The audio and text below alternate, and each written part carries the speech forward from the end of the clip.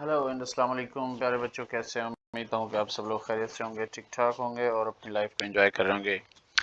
प्यारे बच्चों, आज हम पढ़ रहे हैं क्लास 7th में chapter 5 square root of positive numbers. ये हमारा चैप्टर है square root of positive numbers. इसमें जो टॉपिक है, इस लास्ट टाइम हमने इसके जो है ना वीडियो रिकॉर्ड किया था आउट एक्सरसाइज 5.1। ये उससे अगला टॉपिक है which is find square root by division method and factorisation method of natural numbers, fraction, decimals. यानी हमें ये बताना है कि स्क्वायर रूट कैसे मालूम किया जा सकता है डिवीजन मेथड से और फैक्टराइजेशन मेथड से। अब किस नंबरों का स्क्वायर रूट फाइंड करना है? नेचुरल नंबर्स का स्क्वायर रूट फाइंड करना है। ठीक है, नेचुरल नंबर्स का स्क्वायर रूट फाइंड करना है आपने। एंड उसके अलावा आपने स्क्वायर रूट फाइंड करना है फ्रैक्शंस का। And then you have to find out square roots of decimals. ठीक है, ये तीनों नंबर्स होंगे, तीन तरह के नंबर्स होंगे, इनका आपने स्क्वायर रूट फाइंड करना है। तो आपको पता है कि जो फैक्टराइजेशन हमारे पास जो स्क्वायर रूट मालूम करने के जो है ना, हमारे पास दो तरीके हैं। कितने तरीके हैं जी? दो तरीके हैं, टू मेथड्स। कितने तरीके हैं? दो तरीके। किसके लिए दो तरीके हैं? स्क्वायर रूट फाइंड करने के लिए दो तरीके हैं ना। ठीक है, स्क्वायर रूट फाइंड करने के लिए दो तरीके हैं। किसी भी नंबर का अगर आपको स्क्वायर रूट फाइंड ना हो तो आपके पास दो तरीके होते हैं। ठीक है, अब स्क्वायर रूट क्या होता है, यानी कभी कभार आपको जो है ना इस तरह के नंबर नजर आते हैं, लाइक इस तरह लिखे होते हैं 256। इसके ऊपर ये जो निशानी है ना, ये वाली निशानी, इसको बोलते हैं स्क्वायर रूट, या फिर इसको अंडर रूट भी बोला जाता है और इसको रेडिकल भी बोला जाता है। ठीक है, तो ये था इसको हमने इसको सॉल्व करने के लिए आपके पास दो तरीके होते हैं। एक डिवीजन मेथड होता है और दूसरा जो है वो क्या नाम है उसका, फैक्टराइजेशन मेथड होता है। Division method and factorisation method. ठीक है, तो अभी हम जो है ना एक सवाल उठाएंगे, उसको फैक्टराइजेशन मेथड से भी हल करेंगे, उसको डिवीजन मेथड से भी हल करेंगे। तो आइए सबसे पहले जो है ना हम इसको फैक्टराइजेशन मेथड से हल करने की कोशिश करते हैं।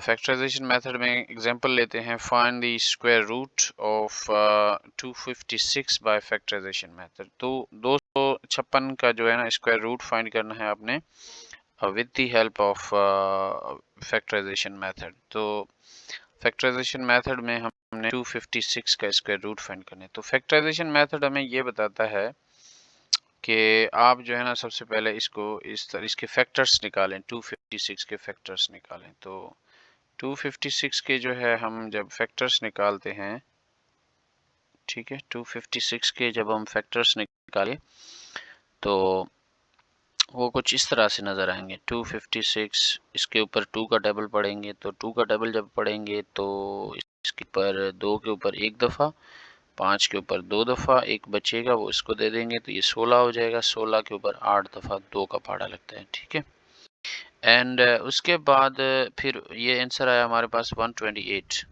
अब 128 के ऊपर जो है ना हम 2 का पहाड़ा पढ़ेंगे, तो 12 के ऊपर हम पहाड़ा पढ़ते हैं 2 का विच इज़ 6 टाइम्स, एंड फिर 2 का पहाड़ा 8 के ऊपर पढ़ेंगे विच इज़ 4 टाइम्स। ठीक है, तो अच्छा, अब हम इसको आगे मज़ीद हल करते हैं। ये कौन सा मेथड चल रहा है इस वक्त? ये मेथड है, इसका नाम है फैक्टराइजेशन मेथड। ठीक है, तो अब हम टेबल लगाएंगे 64 पे 2 का पहाड़ा कितनी बार लगता है। आइए देखते हैं कि 64 पे 2 का पहाड़ा कितने लगता है। 64 पे 2 का पहाड़ा, ये 2, अब 2 का पहाड़ा 6 पे 3 टाइम्स और इस 4 पे 2 टाइम्स। फिर 2 का पहाड़ा 32 पे कितनी बार लगेगा? 3 पे 1 टाइम्स, एक बचेगा वो इसको दे देंगे तो ये 12 हो जाएगा। 12 के ऊपर 2 का पहाड़ा 6 टाइम्स है ना।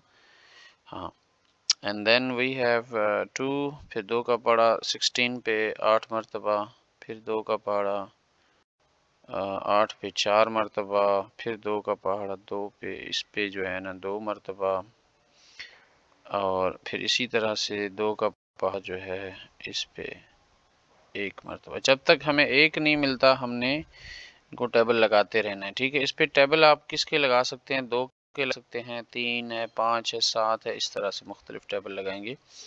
तो अब ये जो नंबर हमें यहाँ मिले हैं, ये वाले नंबर्स जो है ना, ये 2 and then this one and this one, ये सारे जो है ना, इनको हम मल्टीप्लिकेशन में एक साइड पे करके लिखेंगे। ठीक है, तो मिसाल के तौर पे ये जो है ना, इसको हम ऐसे लिखेंगे 256 के ऊपर रेडिकल लगाएंगे। अब इन्हीं नंबर्स को हम इधर लिखेंगे, ऐसे बिल्कुल लंबी सी लाइन, और ये रेडिकल बड़ा, इसके अंदर ये सारे नंबर जो इधर है ना, ये सबको लिखेंगे। तो ये कितनी बार है? 1 2 3 4 5 6 7 8, 8 बार हमने 2 को मल्टीप्लाई करके लिखना है। 1 बार, 2, फिर ये 3, फिर ये 4, ये 5, और ये 6, ये 7 और ये 8। ठीक है, 8 बार हो गए। अब हमारा नेक्स्ट स्टेप ये है कि इनमें हम ये देखते हैं कि इनमें पेयर्स जो है ना, वो पेयर बनाते हैं कि कितने पेयर्स बनते हैं। ठीक है, तो इसको ज़रा मैं, एक पेयर ये, दूसरा पेयर ये, तीसरा पेयर ये, चौथा पेयर ये। अब हर एक जो जिसका भी पेयर बनेगा ना, वो इस रूट से बाहर निकल आएगा। तो बाहर जब निकलेगा तो इसको सिर्फ एक करके लिखेंगे, यानी ये 2 को 2 दफ़ा नहीं लिखेंगे, एक दफ़ा लिखेंगे। इस पेयर का 1 आएगा, इसी तरह से इस पेयर में से भी 2 आएगा, और इस पेयर में से भी एक 2 आएगा। अगर 2 होंगे तो 2 आएंगे, अगर 5 का पेयर होगा तो 5 आएगा। यहाँ पे भी 2 है तो इधर भी 2 आएगा। ये सबके बीच जो है ना, आप मल्टीप्लाई लिखेंगे, सबके बीच मल्टीप्लाई लिखेंगे। अब इनको मल्टीप्लाई कर दें, इनको मल्टीप्लाई कर दें, ये हो जाएगा 2 2 ज़ा 4। जो रिजल्ट आए फिर उसको अगले नंबर से मल्टीप्लाई कर देना, 4 2 ज़ा 8, फिर 8 को 2 से मल्टीप्लाई करेंगे, विच इज़ इक्वल टू 16। यानी ये आंसर है हमारे पास, ये जो आंसर आया है दिस इज 16। सो आप लिखेंगे 256 जो रेडिकल में है, स्क्वायर रूट इसका 16 है। ठीक है, तो दैट्स योर आंसर। अच्छा, अब इसके पीछे लॉजिक क्या है, यानी ये हमने क्या ढूंढ लिया, इसका क्या मतलब है? इसका मतलब ये है, जब हमसे कोई पूछता है ना कि स्क्वायर रूट फाइंड करें इस नंबर का, तो वो दूसरे अल्फाज में पता है हमसे वो क्या पूछ रहा होता है? हमसे ये पूछ रहा होता है कि अगर आपके पास एक स्क्वायर शेप है, ठीक है, क्या है? स्क्वायर शेप है, यानी इस तरह सपोज करें ये वो शेप है। ठीक है, अब इसकी एरिया होगी कोई ना कोई, ये इसके अंदर जो स्पेस है वो एरिया कहलाता है। इसका क्या कहलाता है? एरिया। एरिया कितना है? एरिया है जी 256। ठीक है, कितना है एरिया? 256, यानी इसके अंदर जो इराजी है वो 256 है, लेकिन ये शेप जो है ये स्क्वायर होना चाहिए, लाजमी है इस तरह, इनके सारे साइड्स आपस में बराबर हों। तो स्क्वायर रूट हमें ये पूछता है कि अगर ये एक स्क्वायर है, एक सिंधी में हम इसको बोलते हैं चौरस है, तो आप बताएं कि इसकी एक साइड कितने के बराबर होगी? एक साइड की वैल्यू क्या होगी? अगर हमें एक साइड की वैल्यू मिल जाती है तो इसका मतलब है ये भी उसके बराबर होगा, ये भी उसके बराबर, ये भी उसके बराबर होगा, बिकॉज इट्स ए स्क्वायर। तो हम इस साइड की वैल्यू फाइंड करने के लिए जब हमें एरिया गिवन होता है तो हम क्या करते हैं? स्क्वायर रूट फाइंड करते हैं। फिर इसको इसके अंदर लिख देते हैं 256, रूट के अंदर लिखते हैं, इसका आंसर इस तरह से फाइंड करते हैं। तो इसका आंसर हमें मिला 16। यानी अब ये बता रहा है कि आपके पास अगर एरिया किसी भी स्क्वायर शेप का 256 होगा तो उसके हर साइड की जो नाप होगी वो 16 के बराबर होगी। किसके बराबर होगी बच्चों? वो किसके बराबर होगी? 16 के बराबर होगी। यानी ये भी 16 होगा, ये भी 16 होगा, ये सभी 16 होगा, और ये साइड भी 16 होगा। तो ये बहुत ही आसान सा टेक्निक है to find out the length side of a square. लेकिन ये याद रखें कि ये सिर्फ और सिर्फ स्क्वायर में हो सकता है। दूसरा अगर इसके अलावा कोई और शेप होगा, जैसे रेक्टेंगल हो गया, ट्रायंगल हो गया, तो उनमें आप ये नहीं कर सकते। ठीक है, अच्छा, ये तो देखें आप, ये एक छोटा सा नंबर है ना 256। अगर मैं इसका यूनिट बढ़ा दूं, फॉर इसको मैं कहूँ ये 256 माइल्स में ये इलाका फैला हुआ है, तो आप इमेजिन कर सकते हैं 256 माइल्स कितना बड़ा एरिया हो सकता है, यानी बहुत ही बड़ा, एक पूरा शहर के अंदर आ सकता है। ठीक है ना, तो अगर वो चौरस शक्ल में होगा तो हमें कोई अगर पूछे कि भाई इसकी एक साइड कितने की बराबर होगी, तो ये बहुत बड़ा टाइम लगेगा, एनर्जी यूज होगी, लोग लगेंगे, रिसोर्सेज लगेंगे, उसका एक साइड नापने के लिए। तो उसकी जो बेस्ट सोल्यूशन है, जो उसका सिंपल सा हल है, वो मैथ में हमें सिर्फ एक पेज के ऊपर हम बहुत ही यानी विद इन सेकेंड्स हम मालूम कर सकते हैं कि उस बड़े जो स्क्वायर शेप है उसकी एक साइड की वैल्यू कितनी होगी। तो ये इसका लॉजिक होता है जो है स्क्वायर रूट फाइंड करने का। यही रीज़न होता है कि हम स्क्वायर रूट फाइंड करते हैं। इसके अलावा और भी बहुत सारे फील्ड्स में स्क्वायर रूट फाइंड करने को यूज़ किया जा सकता है। तो आइए अब हम चलते हैं अगले अपने मेथड पे। वो मेथड है हमारा डिवीजन मेथड। यानी एक तो इसका जो स्क्वायर स्क्वायर रूट फाइंड करते हैं फैक्टराइजेशन मेथड का, और फिर दूसरा है डिवीजन मेथड का। तो अब क्वेश्चन ये पैदा होता है कि भाई जब स्क्वायर रूट हम फाइंड कर सकते हैं by factorisation method, division method से हम क्यों मालूम करते हैं? इसका जवाब ये है कि बहुत सारे क्वेश्चंस होते हैं जो फैक्टराइजेशन मेथड पे सॉल्व नहीं होते, ठीक है ना। तो में जो आंसर आता है वो क्लियर नहीं होता, उसे पता नहीं चल रहा होता है कि ये यानी इसकी एग्जैक्ट वैल्यू हमें नहीं मालूम हो रही होती है, उसमें फिर दोबारा रूट इन्वॉल्व हो जाता है। तो ऐसे तमाम सिचुएशन से बचने के लिए हमने डिवीजन मेथड को यूज़ करते हैं। डिवीजन मेथड हमें एग्जैक्ट वैल्यू देता है और इसमें कोई भी ऐसा सवाल नहीं है जो हम नहीं हल कर सकते। This is like solution for every question. Her question का ये सॉल्यूशन दे सकता है आपको। तो आइए चलते हैं कि इसमें हम देखते हैं कि ये हमें कैसे हेल्प करेगा to find out the square root of 256। तो आइए चलते हैं, इसको मज़ीद आगे पढ़ते हैं कि 256 का जो स्क्वायर रूट हमें मालूम करना हो अगर डिवीजन मेथड से, हम कैसे मालूम कर सकते हैं। ठीक है, तो जानना चाहेंगे कैसे मालूम कर सकते हैं? आइए चलते हैं। So find the square root, find the square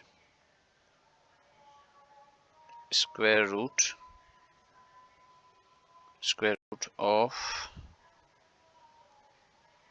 256 by division method,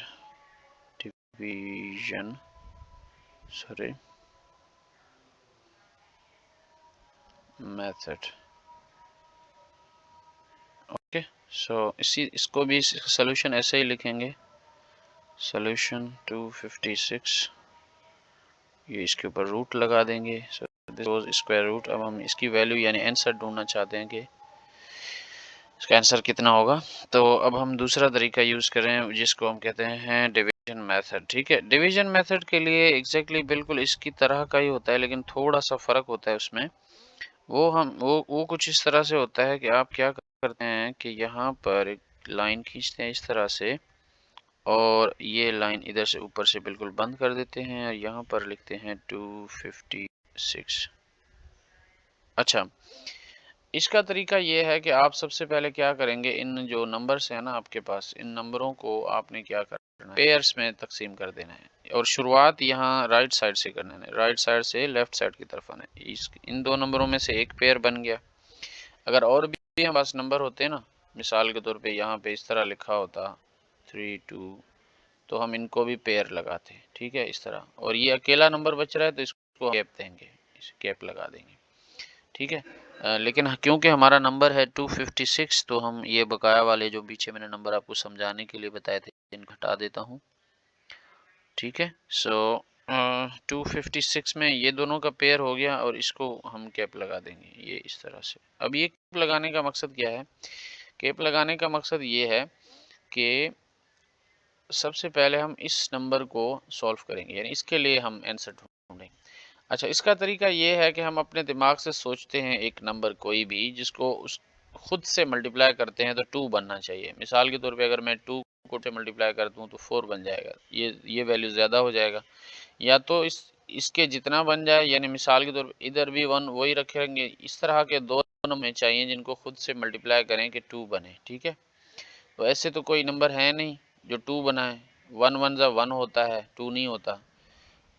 तो दूसरा, अगर मैं 2 मल्टीप्लाई 2 करता हूँ तो वो 4 बन जाता है, वो इससे बढ़ जाता है। तो हम क्या करेंगे, मजबूरन जो बढ़ जाए वो नहीं उठाते हैं, जो कम हो जाए वो नंबर उठाते हैं। ठीक है, तो यहाँ पे 1 1 जा 1 ही होता है, 2 नहीं होता। लेकिन हमें हम मैंने ये एग्जांपल इसलिए लिखा ताकि आपको पता लगे कि हमें ऐसे नंबर की ज़रूरत है कि जिनको मल्टीप्लाई करें तो 2 बने। लेकिन हालांकि 1 को 1 से मल्टीप्लाई करेंगे तो 1 बनता है, 2 नहीं बनता, ठीक है, बिकॉज हमें यहाँ पे 2 चाहिए, we don't need 1, we need 2। तो 2 नहीं मिल रहा तो फिर हम क्या करेंगे, मजबूरन ये 1 वाला उठाएंगे, इससे छोटा वाला।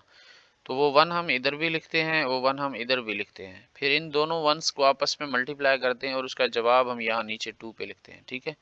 ये दोनों जो 1 और 1 मैंने अपने दिमाग से सोच के लिखे हैं, तो इन दोनों को जब हम मल्टीप्लाई करेंगे ना तो उसका जो आंसर आएगा वो हम इधर लिखेंगे, 1, ठीक है। अब 2 में से 1 को सब्ट्रैक्ट करेंगे तो 2 में से 1 जाएगा, बाकी क्या बचेगा, 1 बचेगा ना, बाकी 1 बचेगा यहाँ पे, तो वो हम 1 लिखेंगे, ठीक है। तो यहाँ पे दिस इज 1 लेफ्ट। अच्छा, ये जो 1 मल्टीप्लाई करके आंसर आपने इधर लिखा और ये जो 1 है इसके नीचे एक और 1 यहाँ पे भी लिखेंगे, इन दोनों को फिर प्लस कर देंगे, 1 और 1 क्या हो जाएंगे, 2, तो वो 2 इधर ले, थोड़ा यहाँ से स्पेस दे के लिखना होता है, ठीक है। अब 2 में से 1 चला गया तो 1 बचा, ये 56 को वापस नीचे लेके आए, ये हो गया 156। अब यहाँ पे 2 के साथ कोई और नंबर मिलाना चाहते हैं, फिर वो नंबर इधर भी लिखेंगे और इस नंबर को और इस पूरे नंबर को मल्टीप्लाई करें तो 256 बने। तो कौन सा नंबर है जिसको हम यहाँ पे रखें और उसको इधर भी लिखें, फिर इन दोनों को मल्टीप्लाई करें कि 156 बने। तो मोस्टली जो है हम ये पे ऐसा नंबर देखते हैं कि जिसको अगर मल्टीप्लाई करें तो उसका लास्ट यूनिट वाला डिजिट जो है ना वो 6 बन जाए, जैसे कि 6 6 36 बनता है, ठीक है ना, 6 को से मल्टीप्लाई करते हैं तो 36 बनता है ना, ये 6। तो हम किसी ऐसे नंबर की तलाश में जिसका लास्ट यूनिट जो है ना वो 6 बने। अच्छा, तो मैं क्या कर रहा हूँ, यहाँ पे ट्राई कर रहा हूँ कि यहाँ पे मैं 6 लिखूँ, ठीक है, यहाँ पे मैं 6 लिखूँ इधर, तो यहाँ पे मैंने ये 6 लिख दिया, तो ये बन गया 26 और इसी नंबर को मैं इधर भी लिखूंगा, सही है। अब यहाँ से सिर्फ खाली ये 6 उठाऊंगा और यहाँ से पूरा 26 उठाऊंगा, इन दोनों मल्टीप्लाई करके आंसर को इधर लिखूंगा। अगर ये इसके बराबर हो जाए तो ठीक, या फिर इससे कम होना चाहिए, ज़्यादा नहीं होना चाहिए। तो जी आइए चेक करते हैं, 26 टाइम्स 6 ना होगा, 6 6 36, 6 इधर आएगा, 3 इधर आएगा, ठीक है ना। तो फिर 6 2 ज़ा 12, 12 में 3 प्लस करेंगे तो 15 हो जाएगा, इट्स 156। तो ये हमारा 156 यहाँ पे आ चुका है आंसर, ठीक है, 156 आ चुका है आंसर। अब हम यहाँ पे इसको सब्ट्रैक्ट करेंगे, 6 में से 6 जाएंगे 0, 5 में से 5 जाएंगे 0, 5 में से 1 जाएगा 0।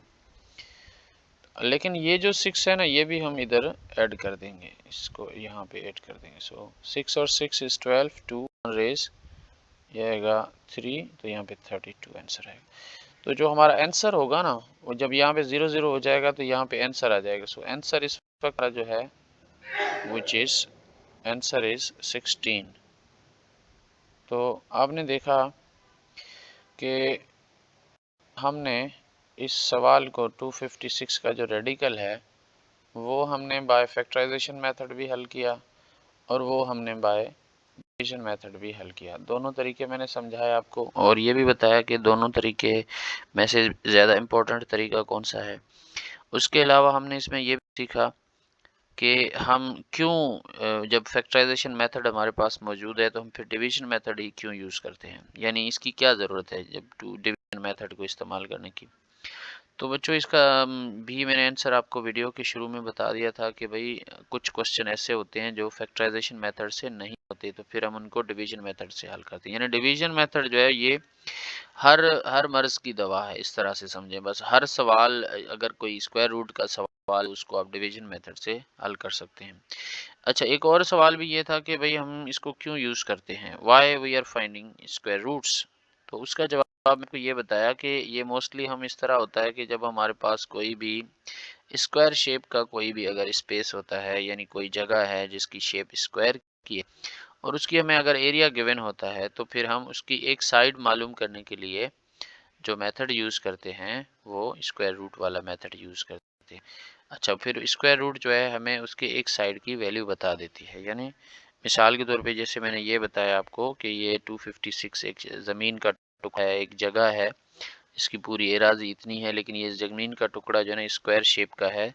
तो फिर मुझे जब मैं इसका स्क्वायर रूट फाइंड करूँगा तो ये जो आंसर मुझे मिलेगा ये हमें बताएगा कि भाई ये आपका जो ज़मीन का टुकड़ा है इसकी एक साइड की जो लेंथ है वो 16 के बराबर है। ठीक है, ये मेथड था फैक्टराइजेशन मेथड और ये मेथड था डिवीजन मेथड। आप इसको प्रैक्टिस करेंगे तो इंशाल्लाह आपको समझ आ जाएगा।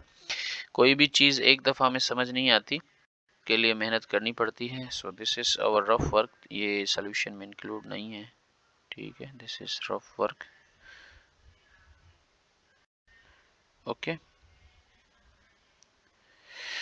तो प्यारे बच्चों, मैं समझता हूँ कि या उम्मीद करता हूँ कि आपको ये आज का वीडियो समझ आया। आपने ज़रूर इसमें बहुत सारे दोनों मेथड्स के बारे में सीखा होगा ऑफ फैक्टराइजेशन। इसी उम्मीद के साथ मुझे इजाज़त दीजिएगा। अल्लाह ने के बाद, थैंक यू वेरी मच। खुदा हाफिज़।